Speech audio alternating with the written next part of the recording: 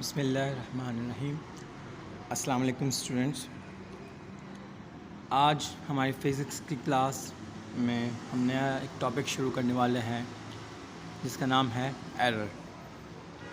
Error की अगर हम डेफिनेशन की बात करें तो डेफिनेशन है आपके पास the difference between the major value जो हम कैलकुलेट करते हैं या जो हम किसी इंस्ट्रूमेंट से लेते हैं, ठीक है, एंड द एक्चुअल वैल्यू। अब हर चीज़ जिसे हम मेजर करते हैं उसकी एक एक्चुअल वैल्यू हमारे पास मौजूद होती है, एक स्टैंडर्ड मौजूद होता है। हर चीज़ का एक स्टैंडर्ड होता है। इस चीज़ अगर जैसे हम खाने की एग्जांपल लेते हैं, एक स्टैंडर्ड मौजूद होता है कि पिंच ऑफ सॉल्ट ऐड किया जाता है। जब भी हम टेस्ट के लिए नमक को ऐड करते हैं तो पिंच ऑफ सॉल्ट ऐड किया जाता है। तो पिंच का कोई मेजरमेंट नहीं है, लेकिन एक अंदाज़ा होता है। अब हम उससे ज़्यादा डाल देते हैं तो नमक ज़्यादा हो जाता है, कम डाल देते हैं नमक कम हो जाता है। अब पिंच ऑफ सॉल्ट बिल्कुल एग्जैक्टली डल गया तो इसका मतलब कोई एरर नहीं है, खाना जो बनेगा वो बिल्कुल सही से बनेगा। तो जैसे अगर एक और एग्जांपल ले लेते हैं, मिसाल लेते हैं, किसी ने मुझे बताया कि एक रॉड है, ठीक है, 2 इंचेस की, मान लीजिए 2 इंचेस की रॉड है। मैंने किसी को बताया बगैर ये रॉड दे दी और पूछा उससे कि बताओ इसकी मेजरमेंट क्या आएंगी। उसने क्या किया, स्केल रखा, ठीक है। स्केल को पूरी तरह एग्जैक्टली इसके साथ नहीं रखा, थोड़ा सा समझ लीजिए, थोड़ी सी जगह छोड़ दी, थोड़ा सा पीछे से रखा। अब 2 इंचेस उसके मान लो यहाँ आ रहे थे, ये रहा 2 इंचेस। उसने मान लिया ये 2.1 इंचेस है। मुझे जो नई रीडिंग उसने मेजरमेंट वैल्यू बताई वो बताई कि 2.1 इंचेस। अब मुझे अंदाज़ा हो जाएगा यहाँ पे एरर है। क्यों? क्योंकि मुझे पता था जिसने मुझे भेजा है वो एग्जैक्टली उसने बताया कि वो 2 इंचेस का ये जो रॉड है वो मेरे पास मौजूद थी।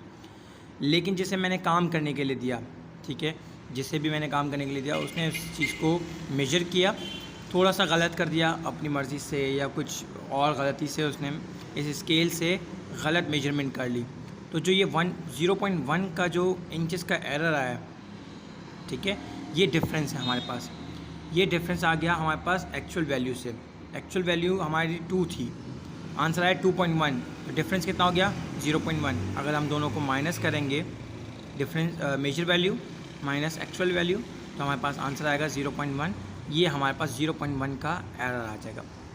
कैलकुलेट करने की ज़रूरत नहीं होती कोई ख़ास, लेकिन फिर भी चीज़ समझने के लिए हमने बता दिया आपको। बात करें टाइप्स ऑफ एरर की तो 3 टाइप्स हैं। Number 1 personal error,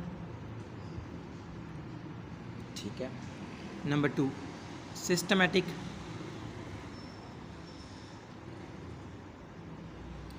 and number 3 is random error. सबसे पहले बात कर लेते हैं पर्सनल एरर की। Number 1 personal error.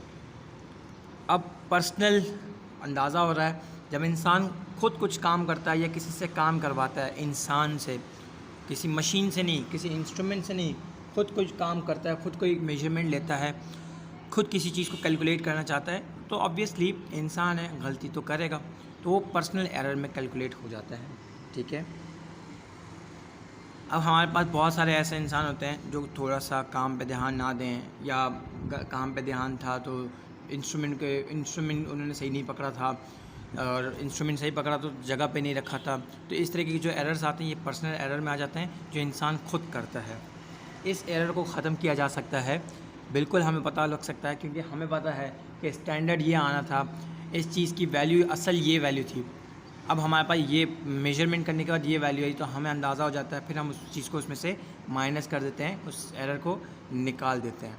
अक्सर औकात तो पर्सनल एरर हमारे पास सही किए जा सकते हैं। Personal error can be corrected, ठीक है। इसके अलावा नंबर 2 है हमारे पास सिस्टमैटिक। अब सिस्टमैटिक से अंदाज़ा हो जाएगा आपको कि सिस्टम की बात कर रहा है, मशीन की बात कर रहा है, इंस्ट्रूमेंट की बात कर रहा है। ड्यू टू पर्सन, इसमें हम लिख लेते हैं ड्यू टू पर्सन। जो काम करता है, जिसे हम काम देते हैं, वो पर्सनल एरर होता है। जो जिस पर्सन को हमने काम दिया कि भाई ये काम कर दो, अब उसने कोई गलती कर दी तो इट्स मीन कि वो पर्सनल एरर कर दिया उसने। अब मैंने कोई एरर नहीं किया, जिस बंदे को मैंने कोई काम दिया उसने भी कोई एरर नहीं किया, मशीन में कोई मसला आ गया, उस इंस्ट्रूमेंट में मसला आ गया। थर्मामीटर से मैं टेम्परेचर चेक करना चाह रहा हूँ, टेम्परेचर 38 डिग्री सेंटीग्रेड ही दिखा रहा है, हालांकि यहाँ पे थोड़ी सी ठंड हो रही है तो टेम्परेचर कम होना चाहिए था, मेरे हिसाब से 28 डिग्री सेंटीग्रेड होना चाहिए था, ये तो 38 दिखा रहा है, इट्स मीन इंस्ट्रूमेंट ख़राब हो गया मेरे पास। इसके अलावा स्केल की बात करें, अब स्केल कंपनी की तरफ से बन के आता है। स्केल अक्सर तो स्टैंडर्ड होते हैं, हमारे पास हमें पता है 6 इंच का एक स्केल होता है। मान लीजिए कि एक स्केल मेरे पास 6 इंच का रखा हुआ है, दूसरा स्केल भी मेरे पास 6 इंच का रखा हुआ है, तो थोड़ा सा आप उसमें एरर ज़रूर चेक करेंगे। आप देखिएगा दोनों को साथ रख के दोनों के सेंटीमीटर्स में थोड़ा सा डिफरेंस आ जाएगा, थोड़ा सा लाइन आगे पीछे हो जाएगी। तो ये जो एरर होते हैं ये सिस्टम के एरर होते हैं, ये मशीन के एरर होते हैं, ड्यू टू मशीन और इंस्ट्रूमेंट। ठीक है, इस एरर को भी ख़त्म किया जा सकता है by zero error correction, by zero error correction. ये क्या चीज़ है ये हम बाद में सीख लेंगे, जब हम चैप्टर 2 में जाएंगे हमारे पास ऐसे बहुत सारे सवाल आएंगे जिसमें एक एरर दिया हुआ होगा, हमें उसमें एरर ख़त्म करना होगा, उसके लिए हम ज़ीरो एरर करेक्शन का मेथड यूज़ करते हैं। ठीक है, नेक्स्ट मूव करते हैं, हमारे पास तीसरा है रैंडम एरर।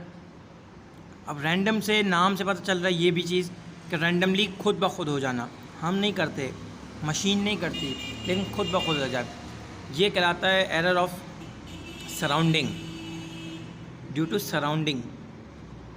लाइक मैं वीडियो रिकॉर्ड करना चाह रहा हूँ, आपको इस वीडियो में शायद आपको बाइक्स वगैरह की आवाज़ सुनाई दे रही हो, मे बी थोड़ा सा फ़ैन की आवाज़ सुनाई दे रही हो, तो मेरी वीडियो रिकॉर्डिंग में जो आवाज़ होगी वो थोड़ा सा सही नहीं आएगी, तो ये एक तरीके से रैंडम एरर हो रहा है। मुझे क्या करना चाहिए, एक अंधेरे सही लाइट वाले कमरे में बैठना चाहिए जहाँ पे शोर कम हो, जहाँ रोशनी ज़्यादा हो, जहाँ पंखे की आवाज़ ना हो, ताकि ये एरर मैं कम कर सकूँ। ऐसे एरर जैसे अगर मुझे कोई काम करना है जिसको मैं 28 डिग्री सेंटीग्रेड पे करना चाहता हूँ, आजकल की गर्मी है वो 34 से ऊपर जा रही है, अब मैं इस टेम्परेचर पे काम करूँगा तो वो मेरा काम हो नहीं पाएगा, केमिस्ट्री का समझ लिए कुछ काम है मेरा, वो काम हो नहीं पाएगा। तो अब मैं क्या करूँगा, अपने इन्वायरमेंट की कंडीशन को सही करूँगा। मान लीजिए मैंने एसी लगवा दिया, अब एसी से मैं टेम्परेचर 28 डिग्री सेंटीग्रेड सेट करूँगा, जिससे मेरा ये रैंडम एरर ख़त्म हो जाएगा, जिससे मेरे सराउंडिंग का टेम्परेचर क्या है वो सही हो जाएगा। मतलब कि कोई भी कंडीशंस होती है ना उससे हम सही करके रखें हर कंडीशन को। लाइक मुझे ऐसी जगह काम करना था जहाँ ड्राइनेस ज़्यादा हो, लेकिन कल बारिश हुई है तो ह्यूमिडिटी ज़्यादा है, नमी ज़्यादा है हवा में, तो मेरा काम सही से नहीं हो सकेगा। इट्स मीन मुझे उस चीज़ को रोकने के लिए मुझे ड्राइनेस रखनी पड़ेगी अपनी लैब में या जहाँ भी मैं काम कर रहा हूँ। ठीक है, रैंडम एरर भी ख़त्म किए जा सकते हैं, लेकिन रैंडम एरर को ख़त्म करने के लिए सबसे पहले आपको एरर को ही ख़त्म करना पड़ता है। पर्सनल एरर हो जाता है बाद में ख़त्म किया जाता है, सिस्टमेटिक एरर हो जाता है वो बाद में ख़त्म किया जाता है। सही है, रैंडम एरर आपको कंडीशन कंट्रोल रखनी पड़ती है पहले से। सही है, इस चीज़ को अगर आपको सही करना है इस एरर को, तो आप क्या करेंगे, कंट्रोल कंडीशन में काम करें, कंट्रोल कंडीशंस में काम करें। ठीक है, मतलब अपने हिसाब से जिस लैब में आप काम कर रहे हैं, जिस जगह पे आप काम कर रहे हैं, वहाँ अपनी कंडीशंस को संभाल के रखें। लाइक वोल्टेज की बात कर लें, सही है, मुझे एक वोल्टेज मीटर गिवन था समझ लीजिए, ठीक है, यहाँ पे 1 वोल्ट आ रहा था, यहाँ 2 वोल्ट आ रहा था, यहाँ 3 वोल्ट आ रहा था। अब मैंने बैटरी से उसको कनेक्ट किया, बैटरी थी 2 वोल्ट की, मुझे यहाँ 2 वोल्ट शो करना चाहिए था। ठीक है, मैं दिखा रहा हूँ, मैंने कहा कि वोल्टेज मीटर है मेरे पास, ये वोल्ट मीटर है, सही है, और ये कनेक्ट है किसी स्विच से, इलेक्ट्रिसिटी से घर के। अब इसमें मैंने 2 वोल्ट की बैटरी इसमें कनेक्ट कर दी, तो मुझे इसने शो कर दिया हाँ 2 वोल्ट है। अचानक हुआ ये कि घर की बिजली में थोड़ा सा स्पार्क ज़्यादा आ गया, वोल्टेज ज़्यादा हो गया। अब क्या होगा, ये पॉइंटर मूव करना हो जाएगा, 3 वोल्ट पे चला जाएगा, शायद उससे भी ज़्यादा आगे चला जाए। तो ये क्या होगा, वोल्टेज डिफ़र कर रहा है, वोल्टेज बार बार चेंज हो रहा है, इससे मेरे एक्सपेरिमेंट में थोड़ी सी चेंजेस आ रहे हैं। तो ये अब मेरा एरर तो नहीं है, ना ये सिस्टम का एरर है, ना मशीन ख़राब है, ना मेरा काम गलत है, ये तो बस रैंडमली हो रहा है, इसको कोई रोक नहीं सकता। टेम्परेचर चेंज हो रहा है, आप लैब में खड़े हुए हैं, ठीक है, टेम्परेचर चेंज हो रहा है, वहाँ एसी की सहूलत नहीं है, तो इट्स मीन ये रैंडमली हो रहा है, आप इस चीज़ को रोक ही नहीं सकते। कंट्रोल करना मुश्किल है, लेकिन चीज़ें बहुत है जिनसे हम कंट्रोल कर सकते हैं। टेम्परेचर को कंट्रोल करना है तो एसी वगैरह लगा दिए, वोल्टेज को क्या कहते हैं कंट्रोल करना है तो स्टेबलाइज़र वगैरह लगा दिए, जिनसे आप वोल्टेज को कंट्रोल कर सकें। तो 3 तरीके के एरर, पर्सनल जो हम खुद करते हैं, पर्सन खुद करता है, इसे भी हम ज़ीरो एरर करेक्शन से सही कर सकते हैं। मैं लिख देता हूँ, ज़ीरो एरर करेक्शन से इसको भी हम क्या कर सकते हैं, सही कर सकते हैं। सिस्टमेटिक एरर, मशीन या इंस्ट्रूमेंट की वजह से जो एरर हो वो हमारे पास सिस्टमेटिक एरर कहलाता है, इसे भी हम ज़ीरो एरर करेक्शन से सही कर सकते हैं। लास्ट थिंग हमारे पास है रैंडम एरर, जो सराउंडिंग और जो हमारे पास एनवायरनमेंट मौजूद होता है, जो हमारे पास कंडीशंस मौजूद होती हैं, ठीक है, एक्सटर्नल कंडीशंस जो हमारे पास मौजूद होती हैं, उनके इफेक्ट से ये एरर आ जाते हैं। टेम्परेचर चेंज हो जाना, वोल्टेज चेंज हो जाना, ठीक है, नमी में चेंज आ जाना, ड्राइनेस में चेंज आ जाना, सही है। ये सब चीज़ें मेरे उस एक्सपेरिमेंट को ख़राब कर देंगी, उस एक्सपेरिमेंट को करने नहीं देंगी। लाइट अचानक चली जाए, अब ये मेरा फॉल्ट नहीं है, सिस्टम का फॉल्ट नहीं है, पर्सनल फॉल्ट नहीं था, ये था एक रैंडम एरर, लाइट चली गई, ठीक है। उसकी कंडीशन के लिए मैंने जनरेटर रख दिया, मैंने जनरेटर ऑन कर दिया, मेरा एक्सपेरिमेंट अब हो सकता है, ठीक है। तो रैंडम एरर ऐसे हम सही कर सकते हैं। पहले से तैयारी करके रखें, अपने पास कंट्रोल्ड कंडीशंस रखें, ताकि कोई भी ऐसे मसला आ जाए, रैंडम एरर आ जाए, तो आप उसको सही कर सकें। सही है, ये थे हमारे पास एरर। नेक्स्ट हमारा टॉपिक है, जो मॉडर्न साइंटिस्ट थे उनकी कुछ थ्योरीज हमारे पास मौजूद हैं, जिसमें सबसे पहली थ्योरी हमारे पास आती है कॉर्पस्कुलर थ्योरी ऑफ लाइट। अच्छा, ये किसने प्रपोज की थी? ये प्रपोज की थी न्यूटन ने, ठीक है। न्यूटन ने बताया कि लाइट जो है वो वेव या किसी एनर्जी की फॉर्म में नहीं, वो पार्टिकल की फॉर्म में मूव करती है। लाइट किस फॉर्म में मूव करती है? पार्टिकल की फॉर्म में मूव करती है, जिसको उन्होंने नाम दिया कॉर्पस्कुलर, ठीक है, जिसको उन्होंने नाम दिया कॉर्पस्कुलर। इस थ्योरी को भी नाम दिया गया कॉर्पस्कुलर थ्योरी ऑफ लाइट।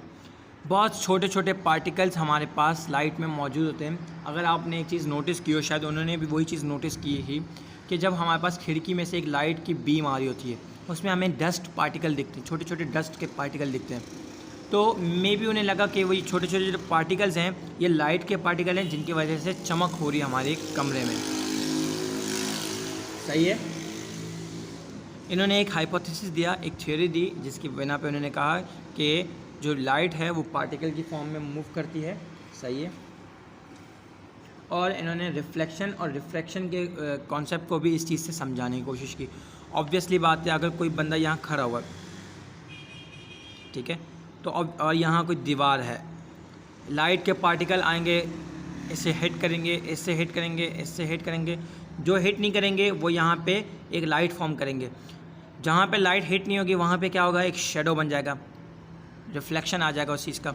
और जो टकराएंगे वो वापस भी चले जाएंगे, यहाँ से हिट करके वापस भी चले जाएंगे। जो यहाँ टकराएगा वो वापस चला जाएगा, जो यहाँ टकराएगा वो कहीं और जा के वापस जाएगा। तो यहाँ पे लाइट के रिफ्लेक्शन के बारे में बताया गया और रिफ्रैक्शन के बारे में बताया गया। दोनों चीज़ों को यहाँ पे प्रूव किया गया, रिफ्रैक्शन को भी और रिफ्लेक्शन को भी, ठीक है। न्यूटन ने एक थ्योरी दी लाइट के बारे में कि लाइट पार्टिकल की फॉर्म में मूव करती है, ना कि एनर्जी की फॉर्म में। छोटे छोटे पार्टिकल मौजूद होते हैं लाइट में, ठीक है, वो उससे एमिट आउट होते हैं। मैं आपको एक इमेज शो कर दूंगा, जिससे आपको ये अंदाज़ा हो जाएगा कि किस तरीके से उन्होंने अपनी ये थ्योरी पेश की थी। सही है। और इन्होंने दो और बातें कही कि लाइट जो है वो फास्ट मूव करती है, फास्टर मूव करती है डेंसर मीडियम में। अब डेंसर मीडियम कौन से होता है? पानी ले लीजिए, ये हमारे पास डेंसर मीडियम है। ग्लास ले लीजिए, जो ग्लास होता है हमारे पास, ग्लास की शीट हो गई, प्रिज्म हो गया, ग्लास की स्लैब हो गई, ठीक है। तो ग्लास में वो कह रहे थे कि जो डेंसर मीडियम होता है उसमें से लाइट जल्दी पास हो जाती है रादर देन कि रेयर मीडियम। रेयर मीडियम कौन से हैं? हवा, हवा भी एक तरीके का मीडियम है, ठीक है। पानी एक अलग मीडियम है, हवा एक अलग मीडियम है, ग्लास एक अलग मीडियम है। सही है, ये सब अलग अलग मीडियम्स हैं। तो इन्होंने बताया जो डेंसर मीडियम होता है उसमें लाइट तेज़ी से मूव करती है, और जो रेयर मीडियम होते हैं जैसे हवा वगैरह, उसमें लाइट स्लो मूव करती है। अब ये इनका कॉन्सेप्ट था। फिर इनके बाद, इनकी थ्योरी के बाद एक और थ्योरी आई हमारे पास, वेव थ्योरी ऑफ लाइट। अब इस चीज़ में इन्होंने क्या एक्सप्लेन किया, ठीक है, इन्होंने मतलब ये इनकी थ्योरी नहीं थी, ये किसी और की थ्योरी थी, वेव थ्योरी ऑफ लाइट, जिन्होंने इस चीज़ को बिल्कुल उलट साबित कर दिया। उन्होंने कहा कि faster light travel faster in rare medium, मतलब लाइट ज़्यादा तेज़ मूव करती है किसमें, रेयर मीडियम में, मतलब हवा में ज़्यादा तेज़ मूव करती है रादर देन ग्लास के, रादर देन पानी के, इन डेंसर मीडियम। मैं लिख देता हूँ यहाँ पे। जो वेव थ्योरी ऑफ लाइट थी वो ये बताती थी कि हमारे पास जो लाइट है वो हवा वगैरह में ज़्यादा तेज़ी से मूव करती है, और जो हमारे पास पानी या ग्लास स्लैब्स वगैरह जो सॉलिड पार्टिकल्स होते हैं, मान लीजिए ये सॉलिड पार्टिकल है, यहाँ से लाइट ट्रैवल कर रही है तो ये फास्ट होगी। जब इस पानी के टैंक के अंदर जाएगी तो ये समझिए थोड़ी सी स्लो हो जाएगी। अगेन ये एयर में वापस आएगी तो ये क्या हो जाएगी, फास्ट हो जाएगी। ठीक है, यहाँ पे भी एयर थी, फास्ट थी, यहाँ वाटर है तो यहाँ पे लाइट की स्पीड थोड़ी सी स्लो हो जाएगी। तो चेंज इन स्पीड आ रहा है, ठीक है, चेंज इन स्पीड आ रहा है। और इन्होंने बताया जो लाइट ट्रैवल करती है वो वेव की फॉर्म में ट्रैवल करती है, वेव्स बना के ट्रैवल करती है, इस तरीके से वेव्स बना के, कि लाइट की भी एक फ्रिक्वेंसी होती है, लाइट की भी एक वेवलेंथ होती है, ठीक है, लाइट का भी एक एम्पलीट्यूड होता है। ये सब चीज़ें क्या हैं, ये हम जब वेव्स के बारे में पढ़ेंगे तो ये चीज़ें समझ लेंगे हम, ठीक है। तो इन्होंने बताया कि वेव थ्योरी ऑफ लाइट में कि लाइट वेव की फॉर्म में मूव करती है, और फास्ट मूव करती है रेयर मीडियम में, और स्लो मूव करती है डेंसर मीडियम में। रेयर मीडियम फिर बता दूं एयर होता है, डेंसर मीडियम आपके पास वाटर होता है, या ग्लास स्लैब वगैरह, या ग्लास वगैरह, या कोई भी ऐसी ट्रांसपेरेंट चीज़ें जो सॉलिड फॉर्म में मौजूद हो, ठीक है। अब ये दो थ्योरी हमारे पास आ गई, एक कॉर्पस्कुलर थ्योरी थी, एक थी वेव थ्योरी। कॉर्पस्कुलर थ्योरी में कहा गया कि लाइट पार्टिकल की फॉर्म में मूव करती है, वेव थ्योरी में कहा गया कि लाइट वेव की फॉर्म में मूव करती है। इसमें कहा गया कि लाइट फास्टर मूव करती है डेंसर मीडियम में, इसमें कहा गया लाइट फास्टर मूव करती है रेयर मीडियम में, इसमें कहा गया स्लोअर मूव करती है रेयर मीडियम में, इसमें कहा गया कि स्लोअर मूव करती है डेंसर मीडियम में। अब दो अलग बातें आ गई, दो अलग थ्योरीज आ गई।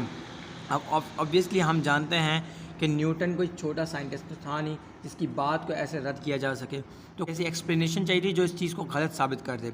तो वो एक्सप्लेनेशन क्या थी? अच्छा, वो एक्सप्लेनेशन माइकल फौकॉर्ट ने एक तरीके से प्रूव की थी। कैसे प्रूव की थी? यहाँ पे हमारे पास डिस्कार्ड कौन सी थ्योरी हो गई थी? Discard of corpuscular theory. मतलब कॉर्पस्कुलर थ्योरी को डिस्कार्ड कर दिया गया, मना कर दिया गया कि ये थ्योरी गलत है। वो थ्योरी कैसे प्रूव की गई? देखें, लाइट में बहुत सारी चीज़ें होती हैं, रिफ्लेक्शन होती है, ये आपको पता है, लाइट रिफ्लेक्ट कर जाती है किसी भी सरफेस से टकरा के, रिफ्रैक्ट कर जाती है, रिफ्रैक्ट मतलब बैंड हो जाती है, रिफ्रैक्शन का प्रोसेस होता है, रिफ्लेक्शन। एक और होता है डायफ्रैक्शन, एक होता है इंटरफेरेंस,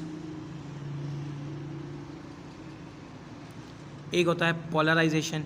अभी 5-6 चीज़ें जो हमारे पास लिखी हुई हैं, ये हमारे पास लाइट के कुछ कॉन्सेप्ट होते हैं। अगर लाइट के बारे में अगर हमें थ्योरी देनी है तो इन 5-6 चीज़ों को हमें प्रूव करके दिखाना पड़ता है। जो इन चीज़ों पे पूरा उतरता है, जो इन चीज़ों को सही बताता है, उससे हमें पता लग जाता है कि ये बात सही है या गलत है। अब माइकल फौकॉर्ट जो थे, उन्होंने इस चीज़ को कैसे डिस्कार्ड कर दिया, कैसे बताया कि कॉर्पस्कुलर थ्योरी गलत है और जो वेव थ्योरी ऑफ लाइट है वो सही है। उन्होंने क्या किया, एक एक्सपेरिमेंट किया कि लाइट को एयर से वाटर में मूव करवाया, ठीक है, एंड देन वो वाटर से फिर वापस से एयर में आ गई। तो इन्होंने एक चीज़ नोटिस की कि लाइट यहाँ फास्ट मूव कर रही थी और वाटर में स्लो मूव कर रही थी। अब मैं फिर आपको बता दूँ, ये है आपके पास डेंसर मीडियम और ये है आपके पास रेयर मीडियम। अब देखें, जो वेव थ्योरी ऑफ लाइट थी, अगर आपको याद हो, वेव थ्योरी ऑफ लाइट में कहा गया था कि light travel fast in rare medium, light travel slow in denser medium. तो ये बात यहाँ से प्रूव हो गई थी। इन्होंने एक एक्सपेरिमेंट किया था, उसमें ये बात प्रूव की थी, जिसके बाद कॉर्पस्कुलर थ्योरी को डिस्कार्ड कर दिया गया क्योंकि उसमें बात उलट की गई थी।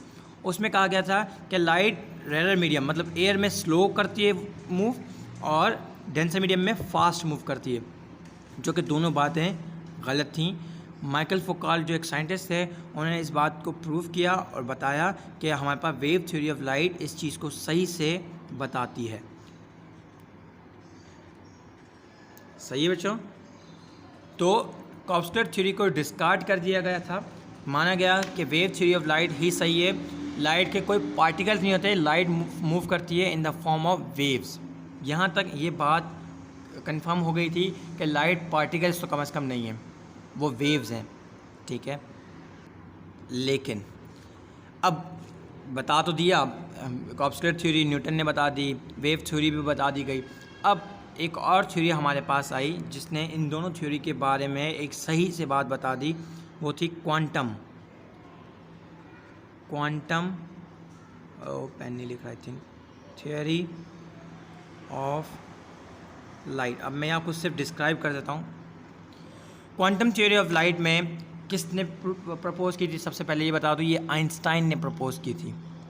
तो क्वांटम थ्योरी ऑफ लाइट में कहा गया light has dual nature. Light has dual nature, dual मतलब उसके बाद दोनों खूबियाँ हैं। सबसे पहले डुअल नेचर मतलब ये डुअल नेचर सही है। लाइट पार्टिकल की फॉर्म में मूव करती है, लाइट वेव की फॉर्म में मूव करती है। अब तो उन्होंने कहा कि समटाइम्स वो वेव की फॉर्म में मूव करती है और समटाइम्स वो पार्टिकल की फॉर्म में मूव करती है। जो पार्टिकल उन्होंने बताया वो बिल्कुल अलग थे। उन्होंने कॉप्सलर नाम दिया था न्यूटन ने, लेकिन आइंस्टाइन ने उनको नाम अलग दिया, उनको नाम दिया फोटोन का, कि एटम से एक छोटा सा पार्टिकल निकलता है फोटोन, जो लाइट के लिए ज़रूरी होता है। जब भी हम किसी एटम को एनर्जी देते हैं, इलेक्ट्रिसिटी देते हैं, करंट देते हैं, तो उसमें से एक फोटोन रिलीज़ होता है। वो फोटोन बाहर आता है, अपनी लाइट को इमिट आउट करता है और वापस चला जाता है। तो ऑब्वियसली यहाँ पार्टिकल की बात आ रही है, फोटोन एक पार्टिकल है, लेकिन वो जो लाइट को इमिट आउट करता है वो in the form of waves करता है। मैं यहाँ बना के दिखा देता हूँ। यहाँ पे समझ लीजिए इलेक्ट्रॉन था, अब आपने करंट दिया इसे, करंट देने की वजह से हुआ ये फोटोन चार्ज हो गया और ऊपर चला गया। अब ये लाइट, अब ये पार्टिकल है ना, ये पार्टिकल लाइट एक इमिट आउट करेगा वेव की फॉर्म में, सही है, और वापस अपनी जगह पे आ जाएगा। इस तरीके से क्वांटम थ्योरी ऑफ लाइट को बताया गया। इसको एक और नाम दिया जाता है फोटोन को, क्वांटा। फोटोन का एक और नाम है क्वांटा। उस छोटे छोटे पार्टिकल्स को नाम दिया गया quanta. Wave theory of light भी सही हो गई अब, और कॉप्सलर थ्योरी ऑफ लाइट भी सही हो गई, लेकिन थोड़ी सी मॉडिफिकेशन कर दी। मॉडिफिकेशन ये की, सिर्फ वेव थ्योरी ऑफ लाइट मतलब ये नहीं है कि लाइट से वेव की फॉर्म में मूव करती है। लाइट डुअल नेचर है, लाइट आपके पास पार्टिकल की फॉर्म में मूव करती है, लाइट आपके पास वेव की फॉर्म में मूव करती है, सही है। छोटे छोटे जो पार्टिकल हैं उनको नाम क्या दिया गया? फोटोन नाम दिया गया, ठीक है। दूसरा नाम क्या दिया गया? Quanta. Quantum theory of light किसने दी थी? आइंस्टाइन ने दी थी। तो नाम इतने मुश्किल है, ठीक है। Quantum theory of light Einstein ने प्रपोज की थी, ठीक है, जिसमें उन्होंने बताया कि light has a dual nature. यहाँ पे सब मसले हमारे पास सॉल्व हो चुके थे। लाइट के जो पांचों जो बातें, रिफ्लेक्शन, डायफ्रैक्शन, इंटरफेरेंस, पोलराइजेशन, वो सब भी इसमें आराम से बताई जा सकी, बिल्कुल आसानी से। लाइट ट्रैवल रेयर मीडियम में फास्ट एंड डेंसर मीडियम में स्लो, ये चीज़ें भी बहुत आसानी से क्वांटम थ्योरी ऑफ लाइट में डिस्क्राइब कर दी गई। तो अब जो हम थ्योरी पढ़ते हैं लाइट के बारे में, वो हम क्वांटम थ्योरी ऑफ लाइट पढ़ते हैं, वेव थ्योरी ऑफ लाइट भी नहीं पढ़ते और कॉप्सलर थ्योरी ऑफ लाइट भी नहीं पढ़ते। कॉप्सलर थ्योरी वैसे डिस्कार्ड कर दी गई और वेव थ्योरी ऑफ लाइट यहाँ आके क्वांटम थ्योरी से पहले डिस्कार्ड कर दी गई, मतलब उसे मना कर दिया गया, ख़त्म कर दिया गया कि वो जो थ्योरी थी वो गलत थी। बेटा कोई भी मसला हो, कोई भी सवाल हो इस टॉपिक के हवाले से तो ज़रूर मुझसे पूछिएगा, ठीक है, ग्रुप में। इसके अलावा चैप्टर 1 हमारे पास यहाँ ख़त्म हो गया है। अब चैप्टर 1 के जितने भी आपके पास नोट्स हैं, जो भी चीज़ें मैंने पढ़ाई हैं, उसका लिंक मैं डिस्क्रिप्शन में दे दूँगा, वहाँ से आप क्लिक करके नोट्स को अपने ले सकते हैं, ठीक है। जो ये वीडियो देखेंगे उनको नोट्स भी प्रोवाइड कर दी जाएंगे, तो मैं डिस्क्रिप्शन में लिंक रख दूँगा, आप उसे क्लिक करेंगे, आपके पास फ़ाइल खुल जाएगी, वो चैप्टर 1 के फ़िज़िक्स के नोट्स होंगे, ठीक है। तैयारी अपनी इसकी करके रखिएगा, कभी भी हम टेस्ट ले सकते हैं सरप्राइजिंगली, ठीक है। तो इस चीज़ के लिए तैयार रहिएगा, ऐसा मत कहिएगा कि टेस्ट के लिए बताया गया नहीं, सही है, सरप्राइजिंगली कभी भी हो सकता है। थैंक यू सो मच, अल्लाह हाफिज़, ख्याल रखें।